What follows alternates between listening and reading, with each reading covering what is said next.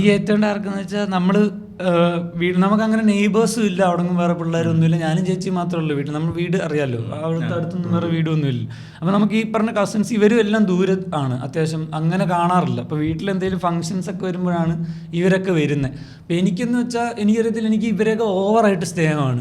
എൻ്റെ മനസ്സിലിങ്ങനെ ഇവർ എൻ്റെ ചേട്ടന്മാരാണ്, ആ ഒരു സാധനമൊക്കെ എനിക്ക് ഭയങ്കര സ്പിരിറ്റ് ഭയങ്കര കൂടുതലാണ്. അപ്പോൾ എനിക്കിങ്ങനെ നാളെ അവരൊക്കെ വരും. അപ്പോൾ ഞാൻ ഇങ്ങനെ ഇവരോട് ചോദിക്കും, മറ്റേ ചേട്ടൻ വരില്ലേ, അമ്പു ചേട്ടൻ വരില്ല, അവർ വരില്ല, ഇവർ വരില്ല എന്നൊക്കെ ചോദിക്കും. അപ്പം ഞാൻ ഭയങ്കര എക്സൈറ്റഡ് ആണല്ലോ, ഇവരെല്ലാവരും നാളെ വരും, ഇതെല്ലാവരുമായിട്ട് ഇതാക്കാം പരിപാടി എന്നൊക്കെ പറഞ്ഞ് ഞാൻ ഭയങ്കര എക്സൈറ്റഡ് ആയിട്ട് സ്വപ്നമൊക്കെ കണ്ട് ഇങ്ങനെ കടക്കുമ്പോഴൊക്കെ ഇങ്ങനെയൊക്കെ പ്ലാൻ ചെയ്തു. ഇവർ വന്ന് നമ്മളെ മൈൻഡേ ചെയ്യൂല, കാരണം അവർ നോക്കുമ്പോൾ ഞാൻ ആ പ്രായമാണല്ലോ. അപ്പോൾ അവർക്ക് അവരുടെ ഒരു വൈബിൽ അവരുടെ വർത്തമാനങ്ങളിലൊന്നും നമ്മളെ ഇൻക്ലൂഡ് ചെയ്യാൻ പറ്റില്ല. അവർ ചിലപ്പോൾ ആ കുൽസിതമൊക്കെ പറയണ ആ ഒരു നല്ല പ്രായത്തിലായിരിക്കും.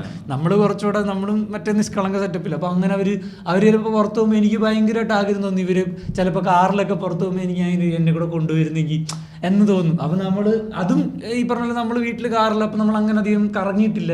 നമുക്ക് ചേട്ടന്മാരോട് കറങ്ങണമൊക്കെ ഭയങ്കര ഇഷ്ടമാണ്. പക്ഷേ ഇവർ നമ്മളെ വിളിക്കും. അപ്പോൾ നമ്മളിങ്ങനെ പോകാൻ നേരം വരെ എനിക്ക് ഞാൻ പക്ഷെ അഭിമാനം കറ ചോദിക്കില്ല, പക്ഷെ എന്നെ കൂടെ കൊണ്ടുപോകാന്ന് ചോദിക്കത്തില്ല. പക്ഷെ ഇങ്ങനെ കൊണ്ടുപോകായിരിക്കും എന്ന് വിചാരിക്കും, പക്ഷെ കൊണ്ടുപോകില്ല.